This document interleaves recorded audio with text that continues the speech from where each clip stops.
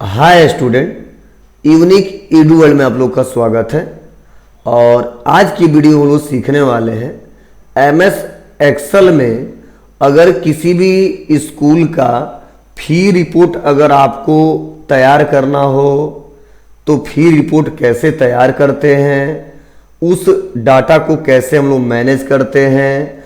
अक्सर लोग परेशान रहते हैं कि मेरा स्कूल है, मेरा कॉलेज है, मेरा इंस्टीट्यूट है और मैं फी रिपोर्ट अच्छे से बनाना चाहता हूँ और किस महीने में कौन पेमेंट किया है उसका रिकॉर्ड रखना चाहता हूँ और कितना ड्यू है उसका रिकॉर्ड रखना चाहता हूँ, या पूरे महीने में टोटल कलेक्शन कितना हुआ है यह चेक करना चाहता हूँ। तो बहुत सारे लोगों के मन में यह सवाल रहता है कि उसको कैसे किया जाएगा।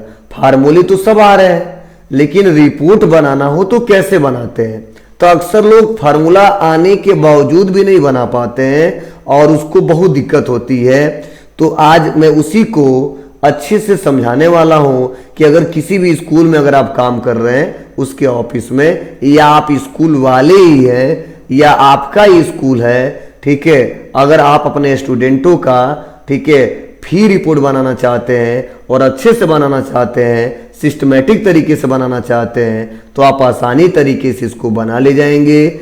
चलिए मैं इसको एक एक करके स्टेप बाय स्टेप बताता हूँ, समझाता हूँ, जिससे आपको कोई प्रॉब्लम ना हो और आप अच्छे से इसको कर लें। तो देखिए मैंने बताया क्या है, तो मैंने हेडिंग लिखा है। तो सपोज हमने हेडिंग लिखा है स्कूल फी रिपोर्ट।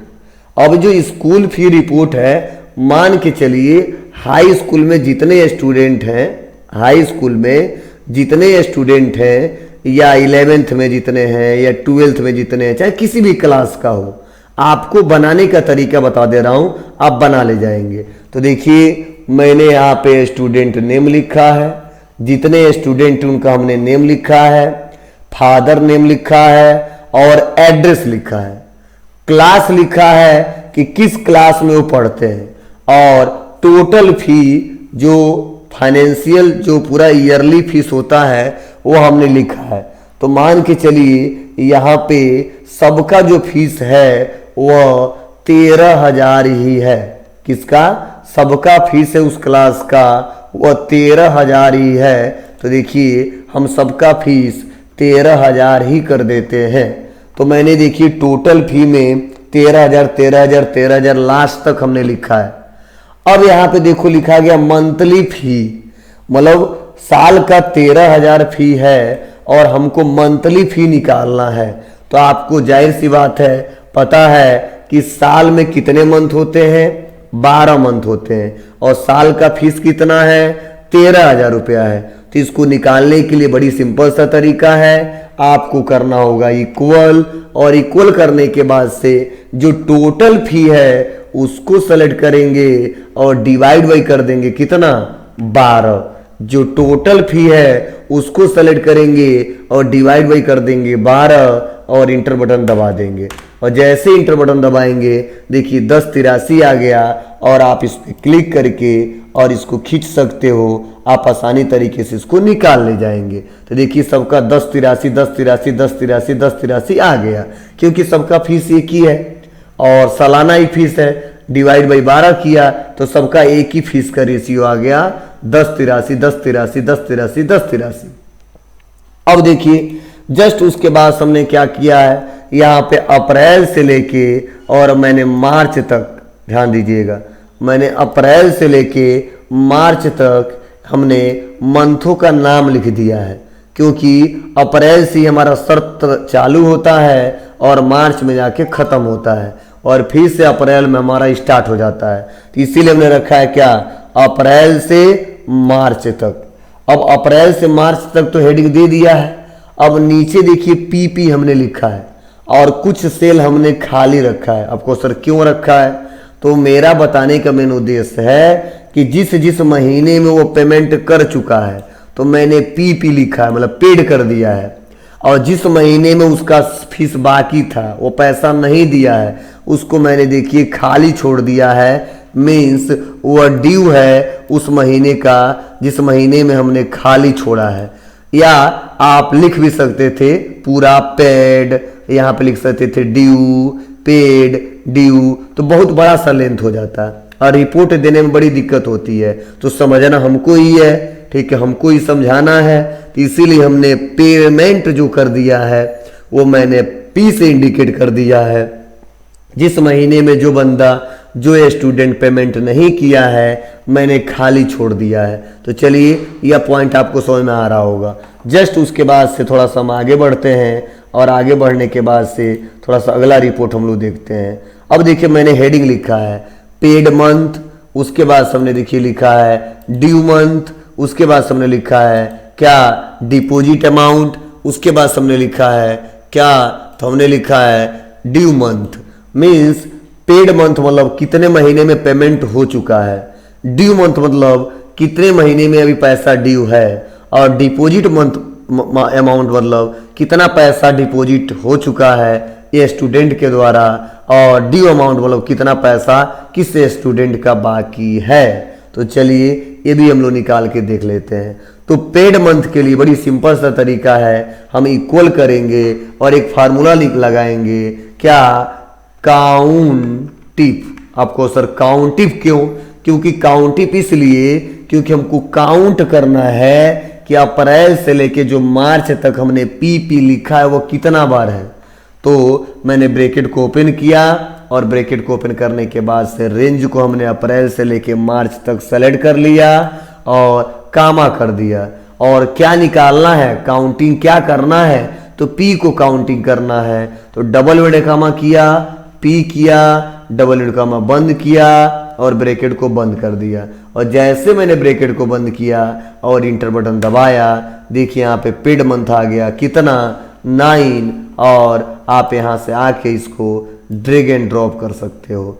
और ड्रैग एंड ड्रॉप करते समय देखिए एक का 9 आया है और सबका 11 11 11 आया है, ठीक है। तो ऐसे आप आसानी तरीके से निकाल सकते हो। आपको सर क्या निकला है ये बता दो।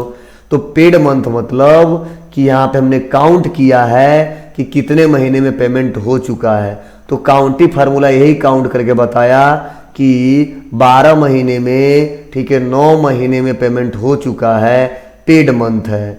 और जो खाली है वो ड्यू है, इसीलिए उसको काउंटिंग नहीं किया गया है। जस्ट उसके बाद से अगला पॉइंट हमारा है ड्यू मंथ, मतलब कितने महीने में बकाया है। तो हम इक्वल कर देंगे और इक्वल करने के बाद से लगाएंगे क्या, तो फार्मूला लगाएंगे काउंट ब्लैंक। आपको सर काउंट ब्लैंक क्यों, तो मैं बता दूं काउंट ब्लैंक एक ऐसा फार्मूला है जो बहुत बड़े से एरिया में से जो ब्लैंक सेल रहेगा उसको काउंट करके बता देगा कि उस पूरे एरिया में से कितने सेल ब्लैंक है, गिन के बताता है। तो मैंने क्या किया, अप्रैल से लेके मार्च तक सेलेक्ट कर लिया। सेलेक्ट करने के बाद से मैंने ब्रैकेट को बंद किया और ब्रैकेट को बंद करने के बाद से मैंने इंटर बटन दबाया। देखिए यहाँ पे 3 आ गया।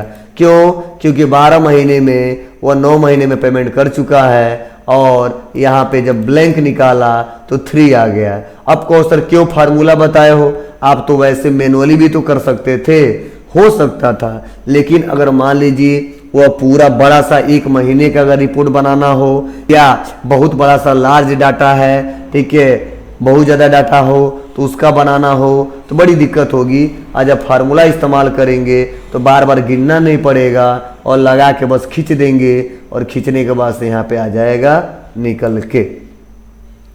चलिए तो हमने पेड मंथ निकाल लिया, ड्यू मंथ निकाल दिया। अगला है डिपॉजिट अमाउंट। अगर आपसे कोई कहता है डिपॉजिट अमाउंट कितना हुआ, मतलब कितना पैसा स्टूडेंट ने दे दिया, तो बड़ी सिंपल सा तरीका है, इक्वल करेंगे। इक्वल करने के बाद से जो मंथली फी है उसको सेलेक्ट करेंगे, इनटू करेंगे, जो पेड मंथ है उसको सेलेक्ट करेंगे, मतलब कितने महीने में पेमेंट कर चुका वह सेलेक्ट करके और मंथली फी ले लेंगे और इंटर दबा देंगे। इंटर दबाते देखिए 9750 आया और इसको हम खींच देंगे और जैसे खींचेंगे देखिए यहाँ पे रिजल्ट निकल के आ गया। तो इस प्रकार आप आसानी तरीके से डिपॉजिट अमाउंट निकाल सकते हो कि किस स्टूडेंट के द्वारा कितना डिपॉजिट किया है। किसी के द्वारा 9750, किसी के द्वारा 11916 और ऐसे निकल के चला आया।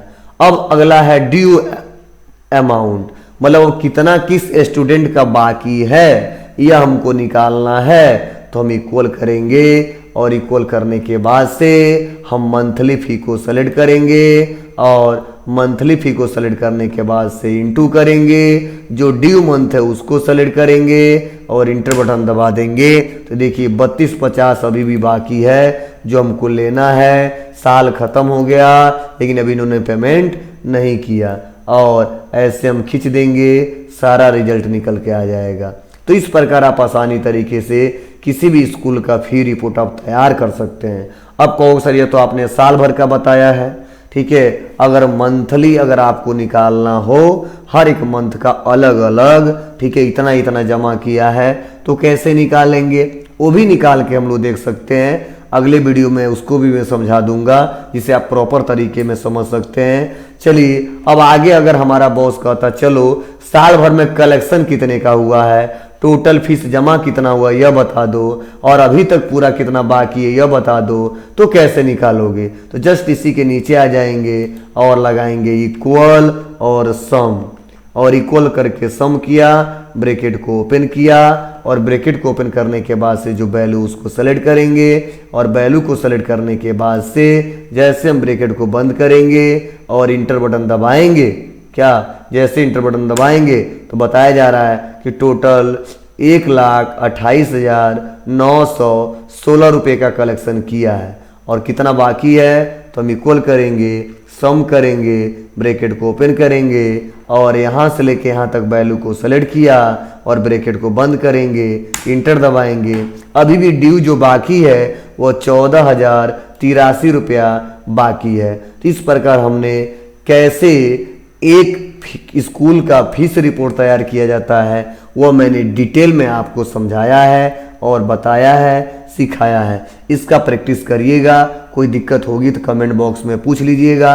अगर ये वीडियो आप लोग को अच्छा लगा हो तो please like, comment, share, subscribe करना न भूलें।